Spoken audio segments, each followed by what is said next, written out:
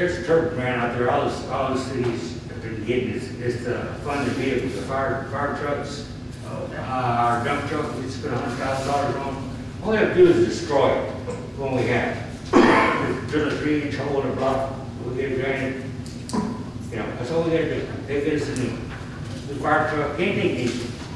I will look into that. I never heard of that program. I did just learn of the SAFER grant, which I know is for fire departments. I can't remember what the acronym stands for, but their application deadline just passed. It was March 14th. I learned about that when we were doing fire chief interviews, and so we'll have to wait until next year. They said that one is specific for fire department equipment and apparatus. So we'll look into that one as well. We also have 2 upcoming that we're going to be applying for. May 1st, Market Park grant opens up, so that's one that could be for the animal We've been working on that for over a year. services for we're waiting. That's on the calendar. There was another one. I received a letter in the mail from the Texas Division of Emergency Management. Their hazard mitigation grant program just opened up as a result of the recent freeze. So they have this new program available. So we're going to look into whether or not we qualify for that as well. So, I mean, we have several, on this list that some we've just researched and found that we did not qualify for them, but we're just trying to cast that wider net and just look at what the opportunities are. We have like Keep America Beautiful is on here, our beautification committee, because we're members of the, what is it called? The Texas, Keep Texas Beautiful. Yes. So you have to be a member of Keep Texas Beautiful to qualify for Keep America Beautiful grants. So And that's credit goes to Sam Richardson. right, Sam Richardson, a former resident who really was instrumental in getting that going. He went out and found board members and businesses to volunteer. He did the application process himself, so we are now members. And because of that, we can apply for this community beautification grant. We have applied for it a couple of times. We've been trying to get those bottle-shaped recycle bins for the park. So that, because recycle bins, you notice what we have out there now are just garbage cans, and they typically end up more contaminated than residential. So we thought if we had those shaped, you could only put your bottles and cans in that small hole, or maybe people would throw their hamburgers and their cigarette butts in there. But we have not been funded for that. It's about $3,200 to buy a few of those recycle bins. We applied for emergency supplemental funding program for coronavirus relief, where they were funding police and fire departments. We still have not heard from them. That was back in May of 2020, so it's still a pending application status. We still haven't heard from another one on here, the Beecham Foundation grant, where we applied for dog and cat kennels, and that was back in April of last year. So, you'll notice that several of them still say pending, and it may seem like it's been a long time ago, but they could have just, I don't know, some of their processes have been slowed down because of COVID, or if that's pretty standard for them. We have in the past received PetSmart Charities funding, a lot of times smaller grants to assist the Animal Services Department. They did get a grant last year that allowed us to buy collars. It was specific for collars, leashes, and some toys. And that was another one where they gave us the money up front. We had to purchase the items and then turn in the proof of purchase for those items. And then there was another one here listed, the VFIS of Texas, which was for fire protection equipment. And that we were able to buy safety gloves, goggles, and some safety helmets for the fire department. They gave us $1,000 for that. We spent $993.33, so we would have to return the remaining funds that weren't spent. So that's just an example of how some of these grants work. There are many others out there that are specifically like for nonprofits, so we don't qualify as a municipality. But if anybody is aware of something that we're not familiar with, by all means share that.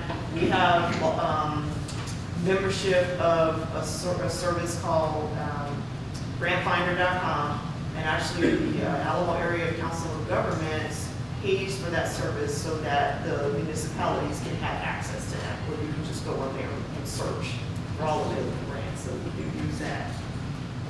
The grant that Councilmember Martin was referring to is actually part of TCEQ. So it's Texas Emissions Reduction Plan.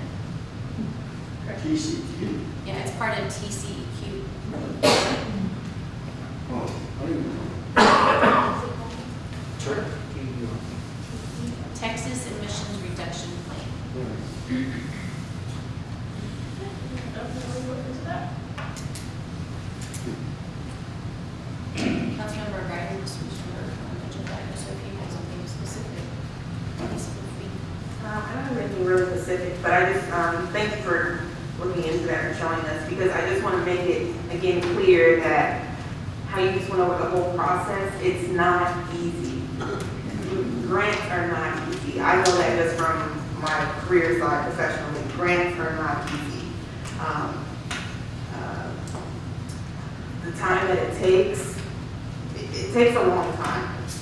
And like you said, also all of the qualifications, you know, it just takes a lot of time. And then you have to remember that obviously somebody has to take the time to do that. So if we don't have the staff, as she was saying, that the assistant is not there anymore, then, you know, the amount of grants that we submit or apply for are limited.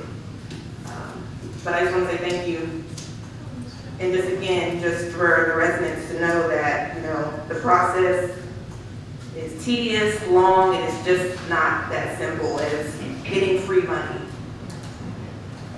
One thing that if I may just add, you know, when we had the assistant to the city manager, that she was not a full-time grant writer, but she did have grant writing as part of her job function. So she was directed to apply for 3 grants a month at a minimum.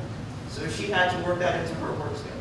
So since she has been gone, you know, I cannot ask department heads to make sure they write 3 grants a month because they have, you know, so many other responsibilities. So we are doing, you know, best we can. I've gotten to the point where I asked them, if you can find them or identify them, send that information to me, and as I get the opportunity, I try to apply for those grants. But I mean, even just like I said, submitting that documentation the other day for that police grant, you know, that I just took a couple hours in the evening to get that in, because you don't want to miss out, you know, on that opportunity to submit it. You know, this next item we'll talk about is the CDBG grant that's upcoming, and I can, you know, when we get to that, share kind of the process for that one as well. So they are time consuming and tedious, but we are doing, you know, the best we can because we definitely want to get as much money as possible. But it is a continuous process. Even with, the street projects are probably the worst because, for example, with the, you know, the Ben Zingelman being an MPO project, there is so much paperwork that goes into that just to get your reimbursement. And then you have to keep it because when you get audited, they come back and they ask for that.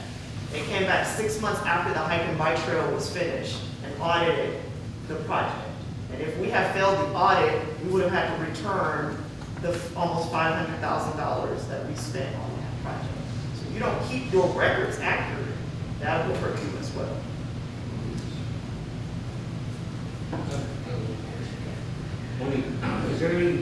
Is it possible we can hire an independent grant writer and pay them a percentage of the grants they get us?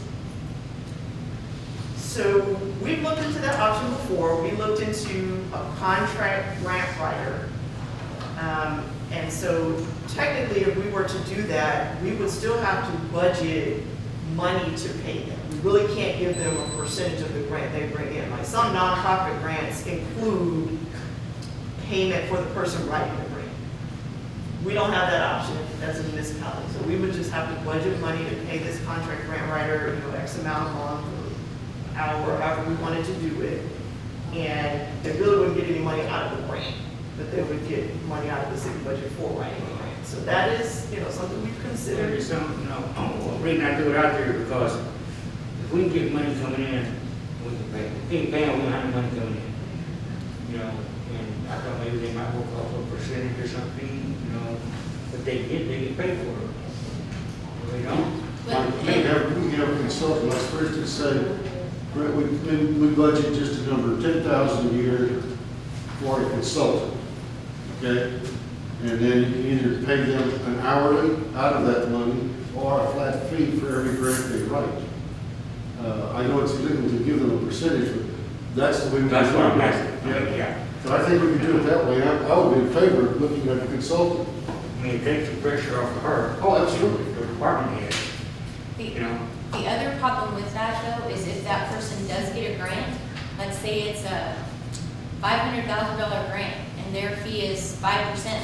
If the city didn't budget that money, then that grant wouldn't be able to be received Right, because I understand. that's what I'm saying. So even if we budgeted money for that percentage, we would have to figure out what percentage it was and say, okay, only go after this, only go after this certain amount because we only have this much set aside. Because in addition to that, you also have to budget a potential revenue of what you think this person would actually get. Right.